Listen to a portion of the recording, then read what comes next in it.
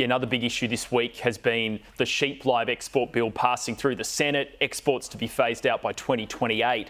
Farming sector's obviously unhappy. Do you think it could have implications for the next federal election in Western Australia? I will. And in fact, the Keep the Sheep movement have over 60,000 signatories to their petition. They've got over 4,000 volunteers that are door knocking over this weekend to start, making sure every Labor seat knows what they are doing to Western Australians. There's no economic or scientific reason to do this. In fact, what you're going to see is the perverse and horrific death of millions of sheep from other countries that'll take our market up because we've cut and run. They don't have the animal welfare standards in stocking density rates that we do. They get paid by just putting as many sheep as they possibly can on boats and getting paid for what's left at the other end. These animal activists are morally bankrupt. They're valuing the welfare of sheep in Australia over that from another part of the world. This is a trade that will continue in the Middle East because it's cultural, but it's also about their food security. We want fresh meat, so do they. And they'll continue to get it, but not from us. And I fear that this will now have contagion into live cattle, which will decimate Australian agriculture. And Western Australians are upset. I can tell you they're ready to, with baseball bats, for the Albanese government at the next election. Yeah, how quickly, though, could a WA sheep farmer potentially pivot from exporting live sheep to exporting sheep meat? Do you reckon that's achievable by 2028? Well, not from WA, and this is where there's a lack of understanding of production cycles in Western Australia. It's a very cyclical industry, and so what it would mean is to go and build another abattoir to take that capacity up. You still wouldn't get it running at 365 days a year. It costs you $50 million plus to build a plant, and then you've got to find the staff and keep the staff for 12 months, even though you only got work for 6 to 9 months.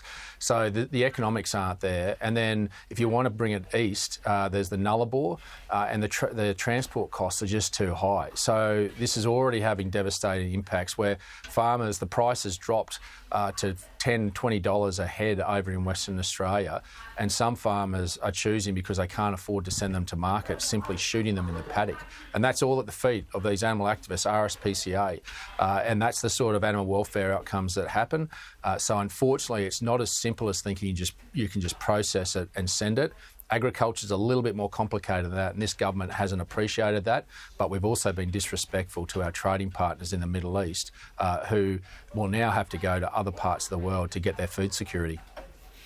The government have also introduced the first tranche of the Future Made in Australia legislation into Parliament this week. I've got the Productivity Commission coming up on the show soon, but they've said previously that the Future Made in Australia Act could be seen as protectionism in some ways. What do you make of that? Yeah, look, we're going to look through the bill closely and obviously take it to Shadow Cabinet before we make a final determination on it. But it is important that we get the fundamentals right around manufacturing. You just can't keep subsidising it, because ultimately Australian taxpayers' money runs out. What you've got to do is set the fundamentals. And the fundamentals is baseload reliable power that can be put on 24/7 to keep manufacturers going, not an all renewables approach. And you have to have sensible industrial relations policy that improves productivity, not just improves wages. You've got to try and achieve both, and unfortunately we don't have that at the moment.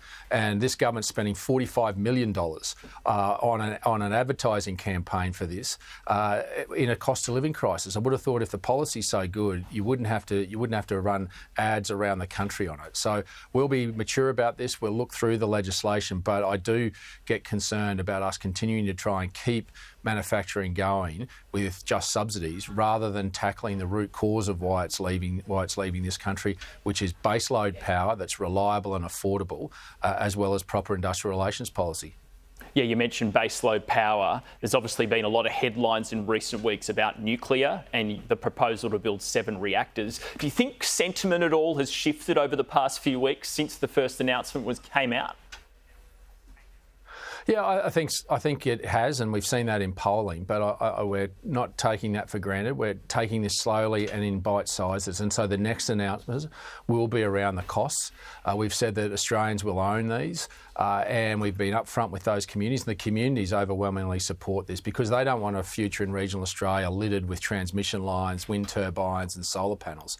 They want a sensible energy policy that gives us baseload power that underpins manufacturing. So next stage is not only address the costings, but we'll also be upfront about the mix.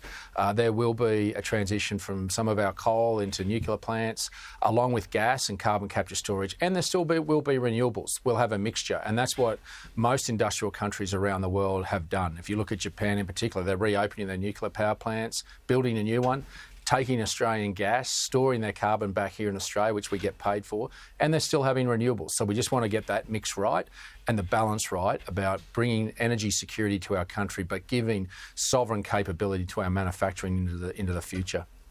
David Littleproud, leader of the National Party, thanks for coming on the show. Thanks for having me.